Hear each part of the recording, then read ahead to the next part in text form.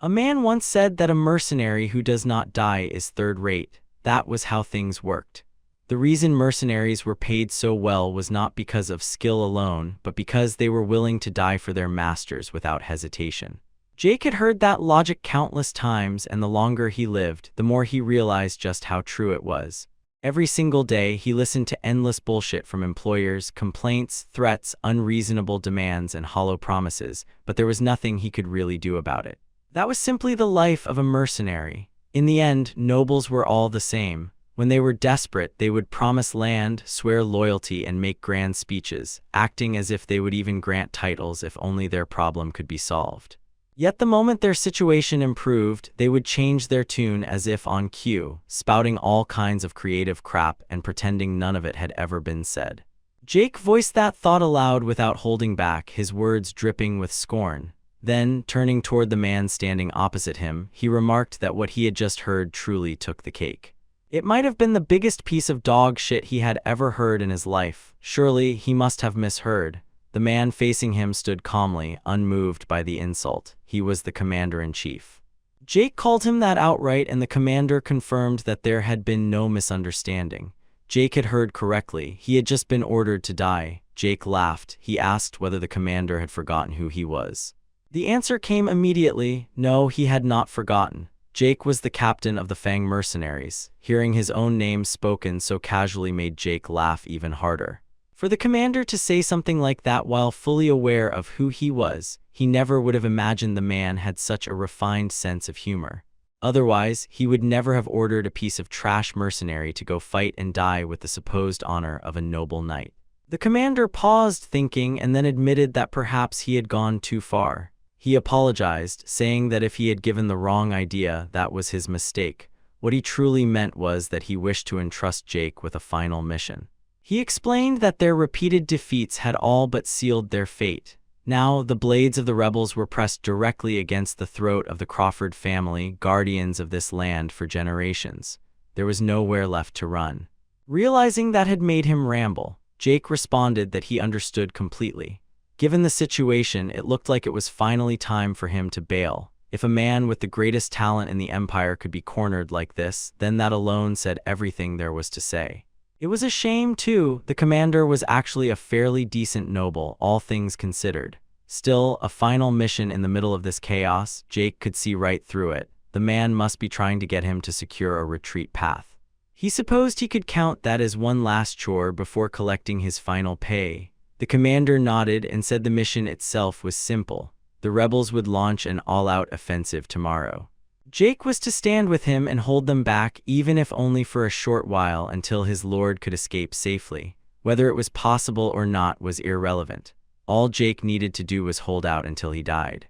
To settle the balance, the commander produced a gem. It was enormous, valuable enough to cover 3 full years of operating costs for the entire Fang Mercenaries Corps. Jake slapped the gem out of his hand without hesitation. The sharp sound echoed in the room. The commander demanded to know what he was doing. Jake shot back that those were his words. Did the commander really take him for a fucking idiot just because he always smiled? The order he had just given was nothing more than telling his men to become meat shields. Even if they joined the fight, they would last only a moment. He intended to throw them away just to buy his master a few extra seconds to run. And even if, by some miracle, they did manage to hold out, then what? The rebels would never let them go. They would crucify them and make examples out of anyone they caught alive. The commander replied coldly that they were mercenaries, not knights. The enemy knew that as well. Once Jake was dead, they would not go out of their way to chase the rest down. Jake crossed his arms and scoffed.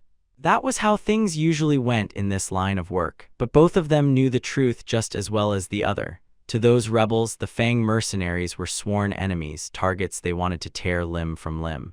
Jake didn't need to imagine what would happen if things went wrong. He had seen it before, lived it, survived it by cutting faster than others.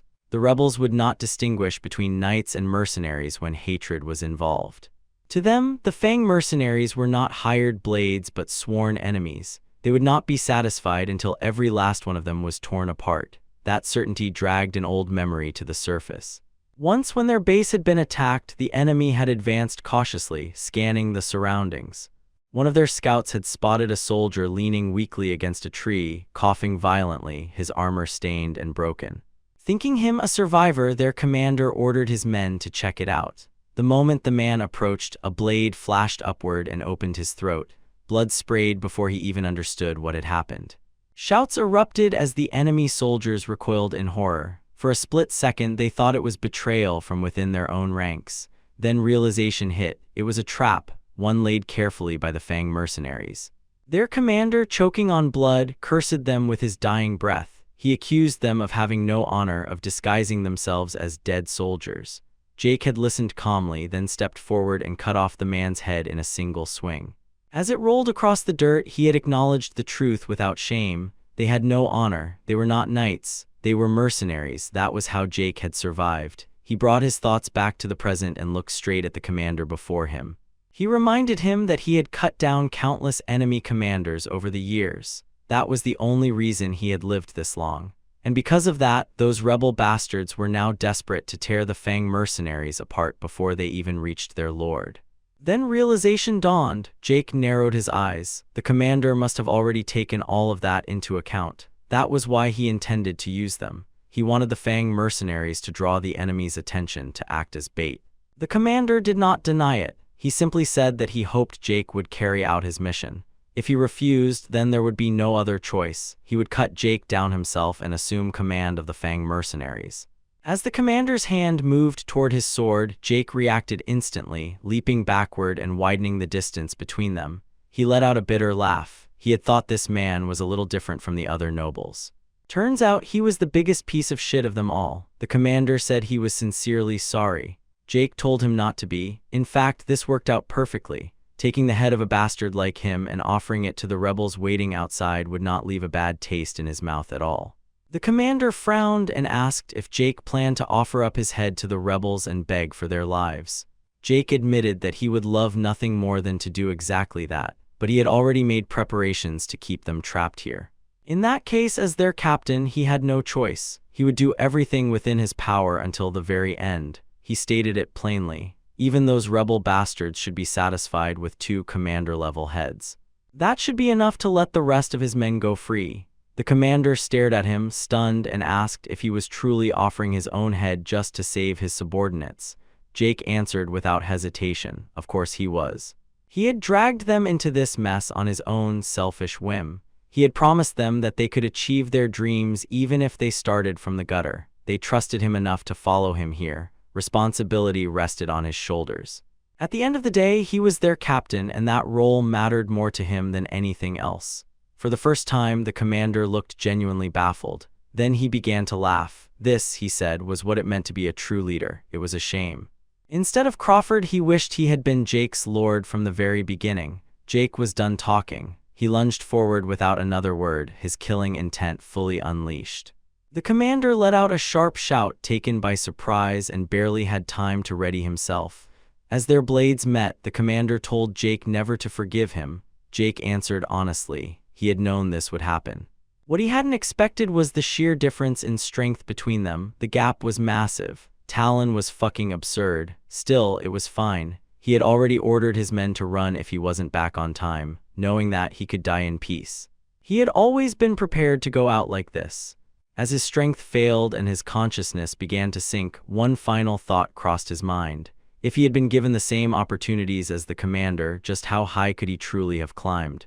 The world fell away, darkness swallowed him whole. Then, faintly, he heard a voice calling out to him. Someone was begging him to wake up. Jake opened his eyes. A boy was leaning over him, tears streaming down his face, desperately pleading for him to wake up.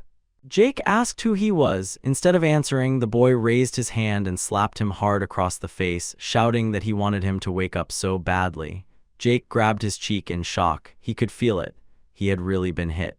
Before he could say anything else, the boy broke down crying again, begging him to pull himself together. But instead of calling him Jake, he called him Lucian. Something was terribly wrong.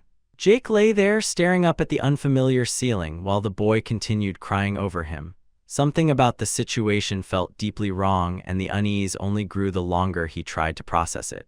The boy's voice trembled as he spoke, saying that it was such a relief. He truly believed that his young master had passed away. If that had happened, his own heart would have stopped from the shock. And beyond that, as a personal servant, he would have been executed without question. Putting that aside, it would have been an unbearable tragedy for the family itself. Jake listened to the rambling in silence, trying to sort through the nonsense being thrown at him. Young master, personal servant, executed, family, none of it made sense. The most important problem was far more basic. He was certain that he had died. His head had been cut off cleanly in battle with the commander. There was no chance he could have survived that, and yet here he was, alive, conscious, and very much intact. He slowly raised a hand and touched his neck. His head was still attached. That alone was enough to tell him that this was no simple miracle or lucky survival. Calmly, he forced himself to think. If he panicked now, he would gain nothing. Judging by the circumstances, there was only one conclusion he could draw. He had entered the body of a complete stranger. As he pushed himself up, he caught sight of his reflection. The face staring back at him was not his own. It was young, clean, and shockingly handsome. Not a single scar marked its surface. His old body had been battered beyond recognition, carved up by years of battle until it looked like an old rag barely holding together. This one, in contrast, was pristine. A killer face card. Just by looking at it, he could tell. This body belonged to a noble. It practically radiated status. No commoner could ever possess something like this. The household behind it must reek of money. That realization made one thing clear. He needed information, and fast. He searched his memories, not his own, but the faint remnants left behind in this body. The boy's name surfaced. Hans. He called out to him and asked a simple question. What year was it?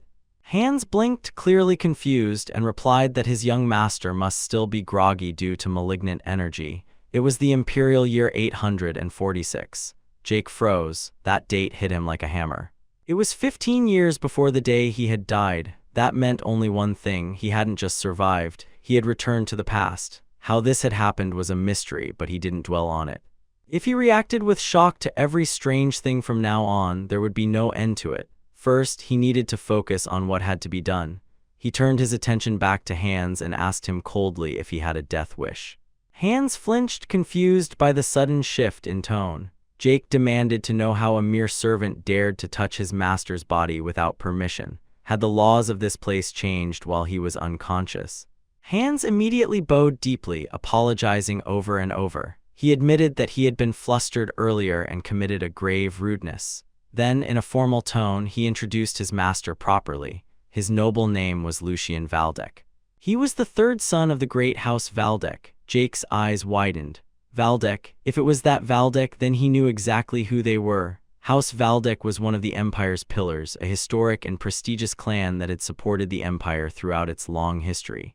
They were positioned as the Emperor's closest aides, boasting power comparable to the imperial family itself. In other words, they were a true great house. Jake was intimately familiar with their circumstances.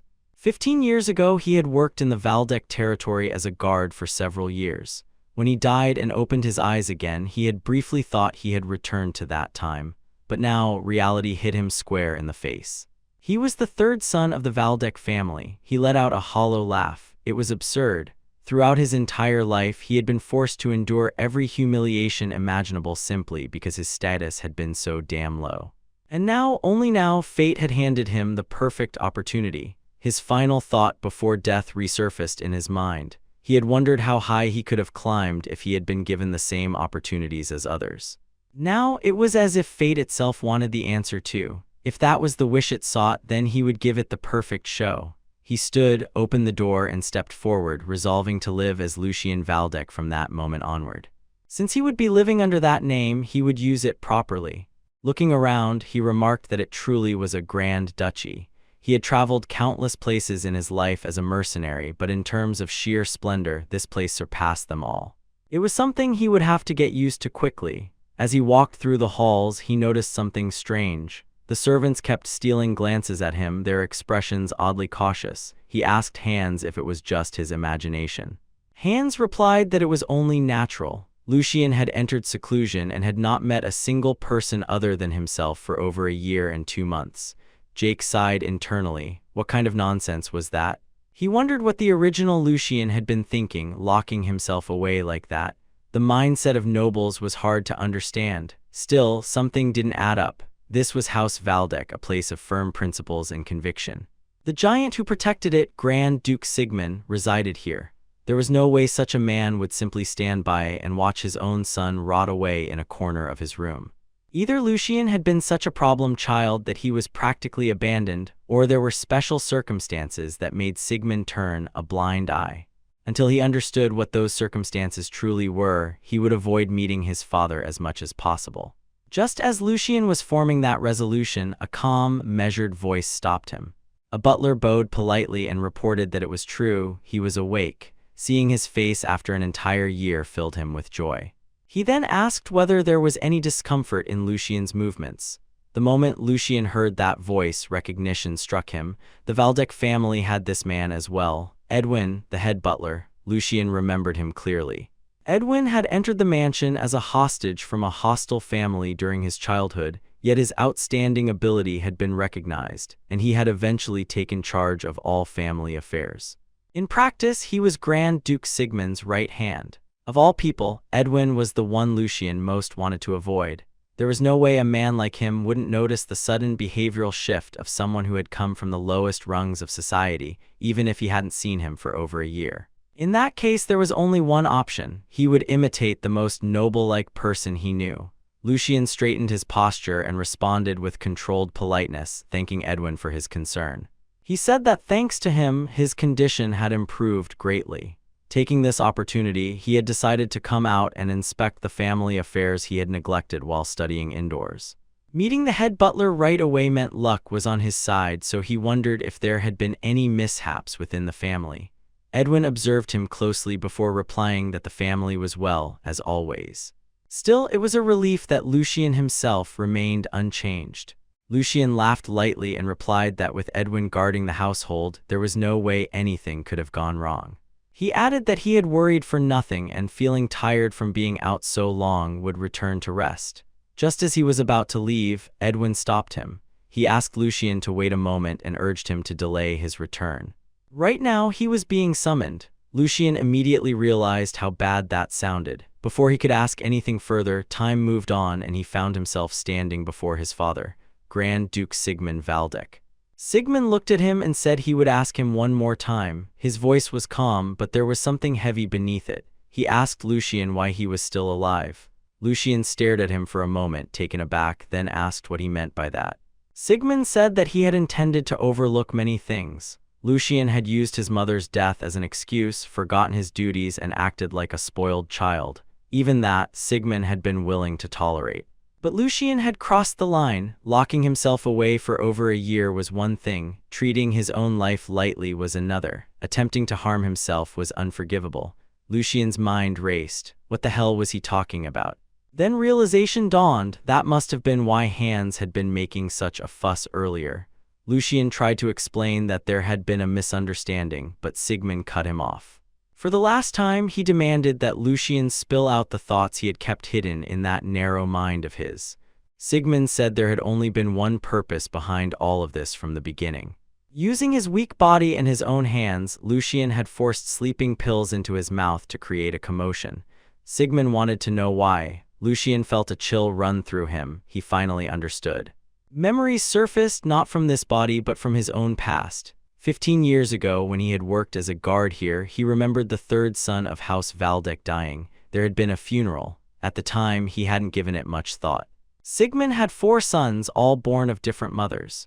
During the 10 years Jake had worked here, he had encountered the young lords and their mothers many times. But Lucien and his mother, he had no memory of ever meeting them face to face. Lucien's mother had died of illness early on. Not long after Jake started working here, Lucien had followed her in death for reasons unknown. Back then, he had simply assumed they were sickly. Now he knew better. Lucien's mother's death and his unstable position within the family must have been too much for a child to bear. In desperation, he had taken sleeping pills, just short of a lethal dose, hoping to gain even a fragment of his father's attention.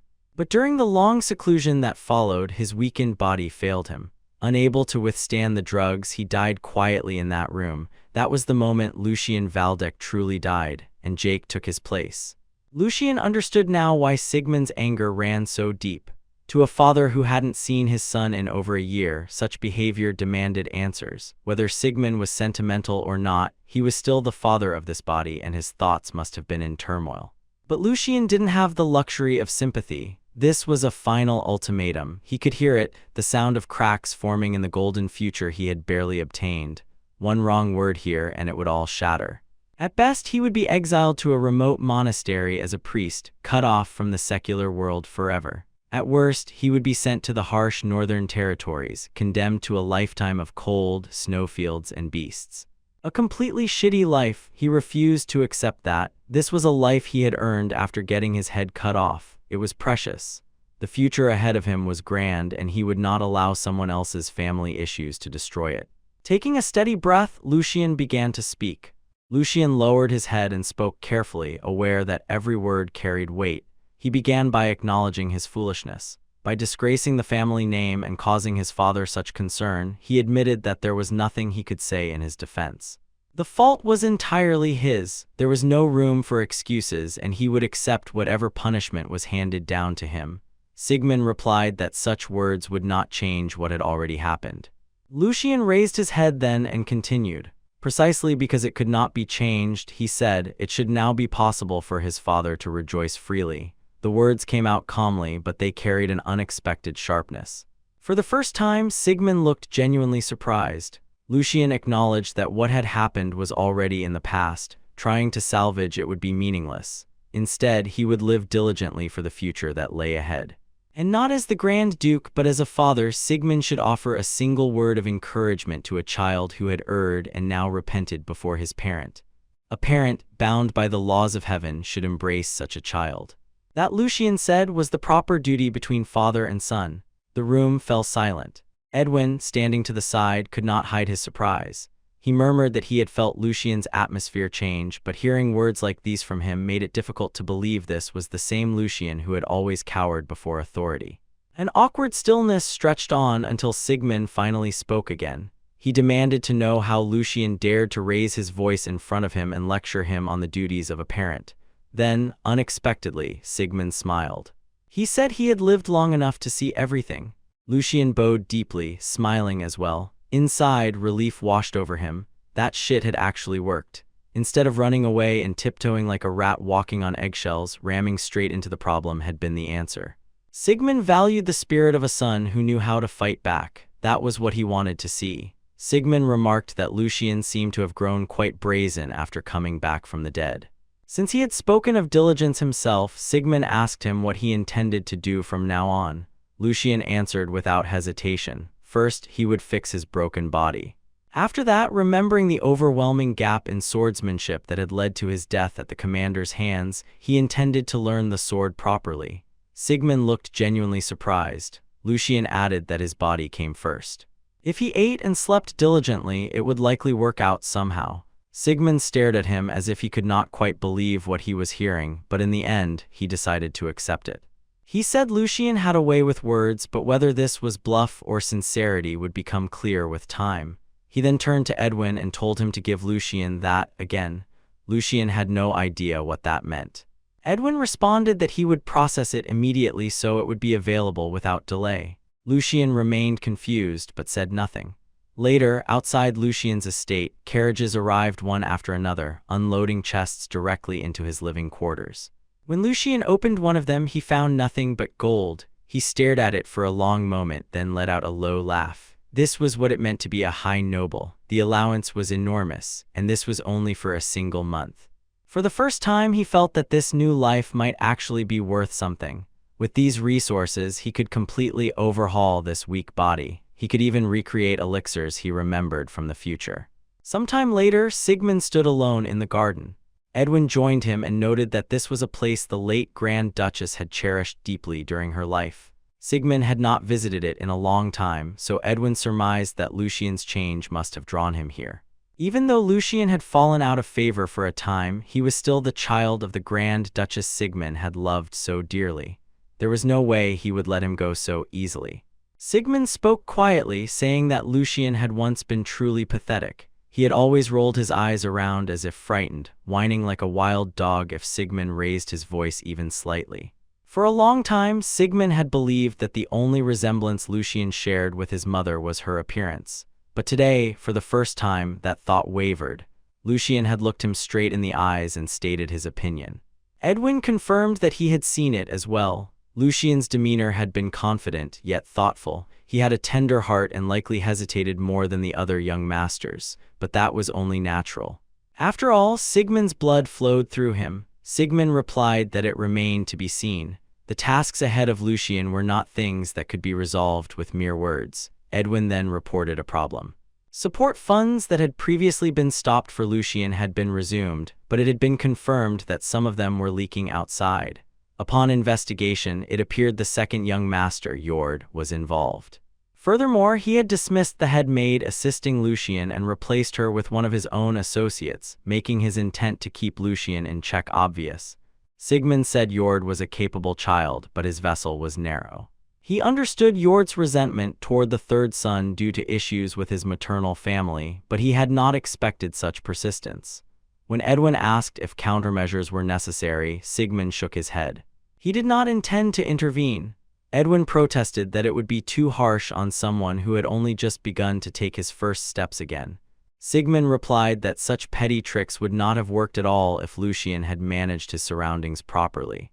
If this was the price Lucian paid for failing to come to his senses over the past year, then so be it. This would show how he handled things now. If he could not handle it, there would be no reason to hold expectations. Even if the blood of House Valdek was the key, opening the door had to be done by one's own hands. A few days later, whispers spread among the maids. Lucian Valdek had locked himself in his room once again. Hands looked visibly anxious. It had already been 3 days since the support funds started coming in again. He explained that Lucian had told him the funds were resumed because he spoke with his father and that the conversation had gone well. But considering the relationship between the two of them, Hans could only imagine how difficult that meeting must have been. The courage it took was unimaginable. As he spoke, he noticed Lucian's body trembling and assumed it was fear, that he was forcing himself to move forward while turning his back on the sadness he had carried for so long. In reality, Lucian wasn't shaking out of fear at all. He was shaking because he was a greedy bastard. Back in his room, the air was thick with the scent of herbs. Countless aromas mingled together, sharp and bitter, filling every corner. Lucian wiped the sweat from his brow and remarked that Hans must be burning with curiosity. Still, the fact that Hans guarded the door exactly as ordered meant he was loyal enough. That alone was worth acknowledging. Spread across the room were brewing tools that the son of a Grand Duke would never have touched in his life. Alongside them lay an herb so filthy expensive that most people wouldn't even dare look at it too closely. Moonlight herb. A plant that only grew under moonlight, whose common usage had not yet been established. Lucian had spent his entire allowance on it. Even so, it wasn't too late. He could continue buying as much as possible. Right now, he probably looked like a crazy person, but in just 1 year, the price would skyrocket to more than 20 times its current value. At that point, profits would roll in mindlessly. He had to hand it to the Alchemist Guild for their sheer boldness. At the time, the success of their gamble had been far from certain, yet they scraped together every moonlight herb they could find across the empire. It truly was the gamble of a lifetime, but that gamble secured the guild's fate, and thanks to that boldness they created an unprecedented elixir, one that would later shake the entire empire. Nectar, the drink of the gods. Due to the arrogance of invoking the name of God for a mere drug, they had even faced the danger of blasphemy charges. Yet once its efficacy became known, everyone conveniently forgot about that and began praising it endlessly. Lucian smiled. There was a proposition that had never been denied for over 1,000 years. A martial artist's realm was determined at birth. Talent was fixed. Constitution never changed. It was an absolute law of nature that no one could defy. Nectar shattered that common sense into pieces. With a single drink, even someone with zero talent could be transformed into a usable swordsman. Of course, what Lucian had made fell far short of the original's true efficacy. It was nothing more than a mass-produced variant. Still, for raising a broken body to this extent, there was nothing better at the moment. In that sense, Lucian was lucky. Later, when a chaotic era engulfed the empire, the first thing to burn was the Alchemist Guild. The nectar recipe, which had overturned the balance of power itself, was simply too dangerous. Because of that, it vanished from the world entirely. However, Lucian had gathered enough clues to recreate something similar. Most people who tried experimenting like this had died from side effects, but that was enough yapping. Now was the important part. As he began chugging the potion, Lucian focused on the transformation. Nectar's power depended heavily on how well mana circulated throughout the body, how efficiently it spread and was retrieved. The quality and output varied drastically from person to person. At the moment, Lucian was borrowing Nectar's power to forcibly widen the blocked paths within his body, but something was wrong. There was no resistance, no pain. None of the backlash that should have accompanied the acceptance of mana. Instead, it flowed freely, unhindered, as if it had finally found its rightful place. Even newborn babies typically had impurities blocking circulation. Which meant only one thing: from the very beginning, Lucian's body hadn't been defective at all. It was the body of a genius. Lucian had thought he was a small fish swimming in the ocean. In reality, he was far closer to a whale. By the time the sun began to set, Hans was pacing the hallway anxiously, glancing out the window again and again. When he heard the door finally open, he rushed over in tears. He said he had no idea how long Lucian had been inside. He hadn't answered when called, and because he had been told never to enter no matter what, Hans feared something terrible had happened. Lucian looked down at him calmly. Hans stared back, shaken. It was definitely Lucian.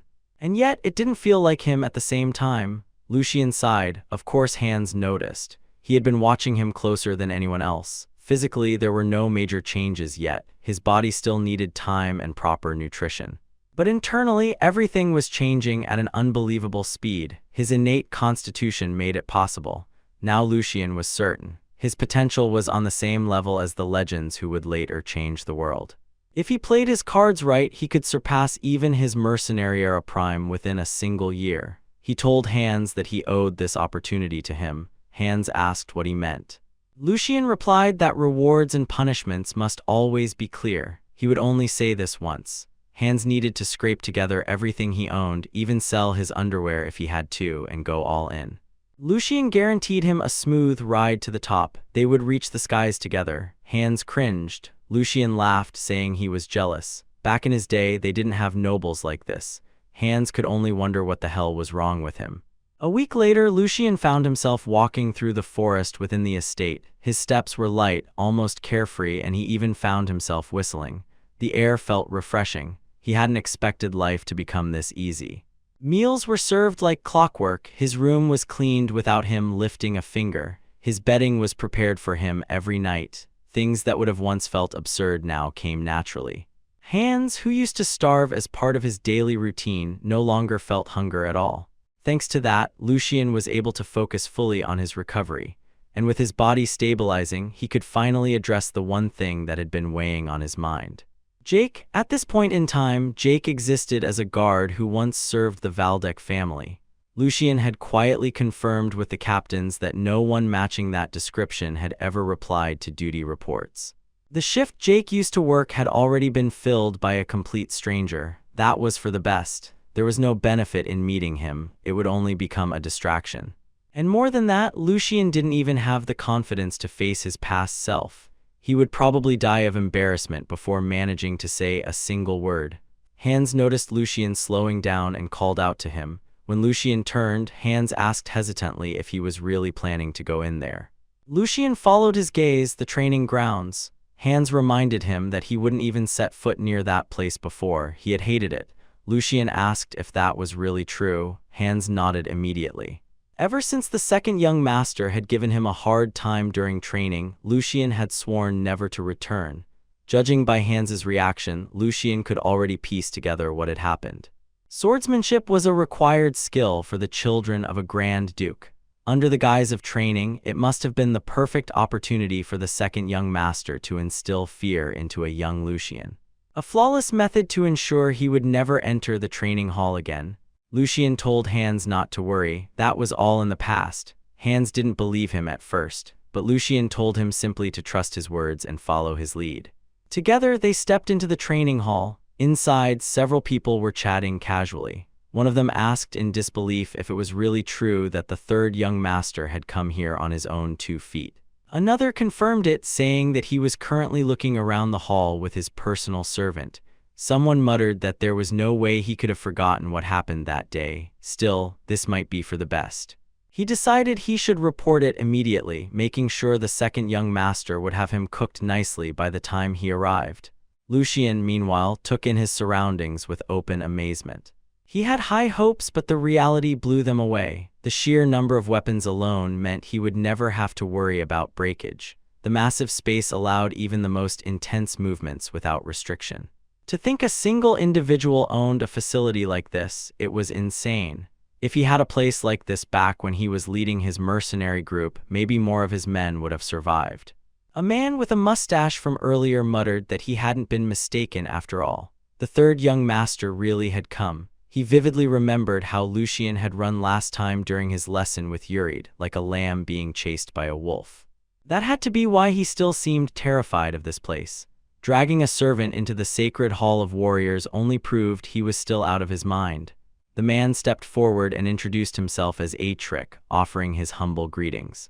A year ago, he had personally instructed Lucien on his stance alongside the second young master. He asked if Lucien recalled it, calling it an enjoyable time. Lucien smiled. This was going to be fun.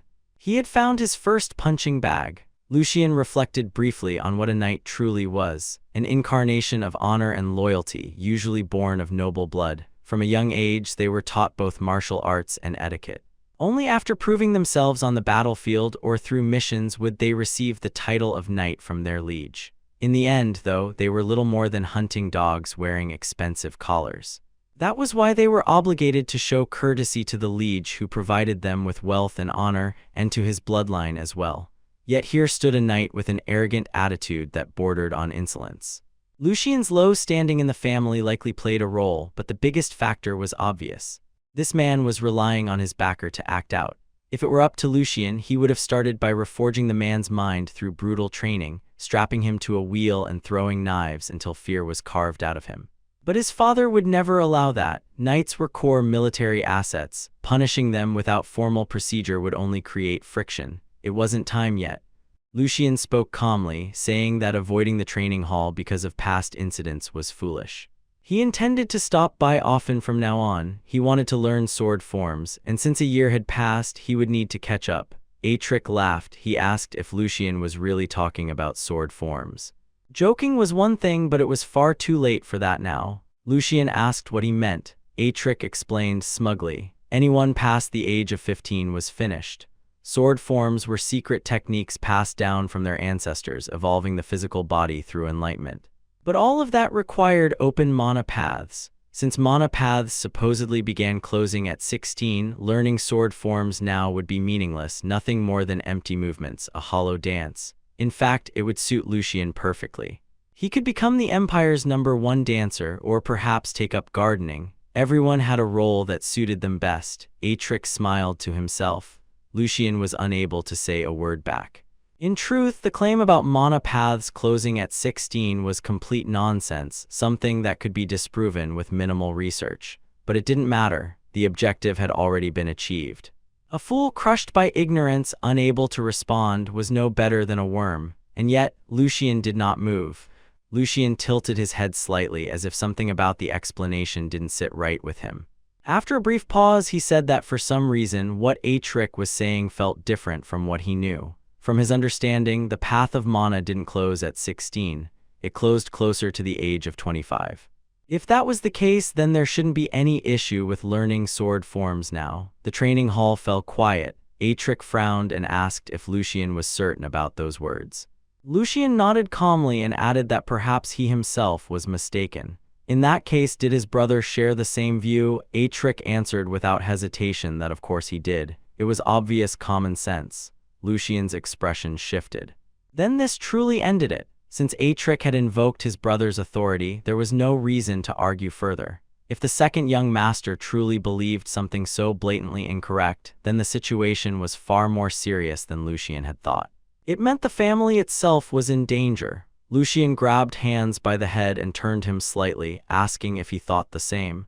Hans yelped in confusion, demanding to know why he was being dragged into this. Lucien clicked his tongue and said it was unbelievable. To think someone at that age could be confused about knowledge that even a street mutt understood. How many talents had been robbed of opportunity because of that dog shit misinformation? And to think his own brother possessed such a smooth, empty brain, it was astonishing. Atric finally snapped, demanding to know what Lucien thought he was saying. Lucien raised a hand and told him not to interrupt. If what the knight claimed was true, then this was no longer a personal insult. It was a disgrace to the family, a full-blown crisis. But surely, he added calmly, Atric wasn't trying to deceive the son of his liege. That single sentence wiped the color from Atric's face. For a moment, he couldn't say a word. Then he demanded to know what Lucien meant by accusing him of deception. Lucien waved it off, saying he must have misspoken. He simply couldn't believe the situation. There was no way a knight of House Valdek would resort to something so petty. Atric swallowed hard and stammered that of course not. Lucien smiled. He said he knew it. But even so, this wasn't something they could overlook. Opening one's mouth without understanding the consequences came at a price. Lucien turned to Atric and asked if he still didn't grasp how serious this matter was. Atric hesitated, asking what exactly Lucien meant. Lucien explained it clearly. If Atric had merely intended to humiliate him, Lucien would have let it go. After all, the reason others didn't look kindly upon him was his own fault. He had neglected his duties and wasted time in vain. How could he blame others for that? But this was different. If a knight and his brother, a pillar of the Grand Duchy, were actively hindering the recruitment of talent by spreading incorrect knowledge, that was not something he could ignore. It would create cracks in the military strength of the knights. Strictly speaking, it was a grave threat to the safety of the territory's people. As someone who bore the name Valdek, it was only right for him to be outraged. Lucien felt it click perfectly into place. He was absolutely nailing this shit. He told Atric that surely he understood the gravity of the issue now. He should prepare himself. Lucien intended to report this to their father and formally request an internal crackdown. Atric panicked. That wasn't possible. The Lucien he knew trembled just from hearing his brother's name. Why was he blowing this up so far? Then it hit him. He had made a mistake. He had always believed Lucien was frail, like a lamb, but standing before him now was something far closer to a wolf. At that moment, another voice entered the training hall, asking what all the commotion was about. Atric turned, relief washing over him. It was Yorid. Lucien noted silently that the timing couldn't have been better. Yorid demanded to know what Lucien was doing there. Atric rushed toward him, desperate to explain everything, but Yorid cut him off, saying he didn't need to hear it. He had already seen enough. To be swayed by a child barely half his age was disgraceful. He ordered Atric to fix his expression unless he wanted to make things even worse for himself. Yorid continued forward and Hans whispered anxiously, asking what they should do. Yorid looked furious. Lucien observed him closely. This was Yorid Valdek, a noble among nobles, famous for having a dog-shit personality. Even back when Lucien served as a guard, he had known that much. His influence was weaker than the firstborns, so he gathered outsiders around him. Most of them met terrible ends. Once Yorid deemed them useless, he framed them for crimes and cut them loose. Lucien greeted him politely, remarking that it had been a long time and asking if he had been well. Yorid scoffed and called him foolish. Lucien asked what he meant. Yorid said he had watched the entire exchange. Lucien had dared to act in a way that tarnished the dignity of House Valdek. Lucien asked him to clarify. Did he mean the family's dignity or Yorid's personal dignity? Yorid replied coldly. Hendrik hadn't studied theory in a long time, which led to a misunderstanding. Using his name to stir up confusion was a clear mistake, and Lucien wouldn't escape responsibility for it. However, Yorid added that he had no intention of rebuking Lucien for this incident. Unlike Lucien, he understood the weight of loyalty and how much blood had been shed for the Valdek family. There was no way someone who had fled from basic training had the right to criticize him. Lucien needed to learn respect for their knights because it was thanks to them that House Valdek existed at all. Yorid then apologized to everyone present on behalf of his brother, calling it the mistake of an immature child. He asked them to show leniency and promised to personally take responsibility for his foolish younger brother. Lucien listened carefully, so that was how Yorid intended to play it. He had been the one insulting Lucien, yet he twisted it into an argument about knights and dignity, neatly preserving his own image. Lucien had to give him credit for that. He expected nothing less from his brother. Lucien responded politely. He said there had indeed been a misunderstanding between Atric and himself. Atrek should have rightfully scolded him for daring to insult him. Instead, Yored had granted him such valuable teachings. As for the remark about his brother's empty head, that was something he felt ashamed of. He never should have spoken such embarrassing words. Yored's expression darkened. Lucien continued, saying that once again he had learned from his brother's benevolence. He turned to Hans and instructed him to record Yored's teachings immediately and to use the finest silk. Lucien knew this was his chance. He needed to erase the weak image of the past and engrave into everyone's mind that the Lucien they once knew no longer existed. He stepped closer to Yored and asked politely if he might take his leave. Dragging this out would benefit no one. Yored sneered, asking if Lucien truly believed he could leave just like that. Lucien reminded him calmly that their father had been keeping an eye on him lately. Lucien had nothing to lose. Yored, on the other hand, had everything to lose. He took Yored's silence as agreement and turned to leave. Under his breath, he told Hans that they needed to haul ass. Behind them, Atrek watched nervously, wondering if it was really okay to let him go. Yored stood frozen, killing intent leaking from him. Outside the training hall, Hans kept glancing back over his shoulder, unable to calm himself. He asked in a strained voice whether they would really be all right. He knew Yored's personality better than anyone. That kind of man would never let something like this slide. Even if they somehow escaped trouble today, Hans was certain that the mustached knight would make Lucien vanish without a trace the moment an opportunity presented itself. Lucien told him he understood. Only those who had experienced it themselves could truly grasp the feeling when an incompetent superior caused trouble and then pretended ignorance, leaving the subordinates to suffer for it. It left a bitter taste that never went away, but Lucien wouldn't let that happen. He told Hans to straighten up. A mere knight wouldn't dare commit such an act, and even if one tried, Lucien would not allow it. He had already suffered enough because of that man, and when a master acted like an idiot, it was always the subordinates who paid the price. Especially Hans, who served as his personal attendant. It must have been even worse for him. Lucien promised him one thing. From now on, he would never allow his people to be ignored or to tremble in fear because of his own foolishness. They would do their best together. And that's where we leave off for today. If you want to know what happens next, make sure to hit that subscribe button and turn on notifications so you don't miss the next part.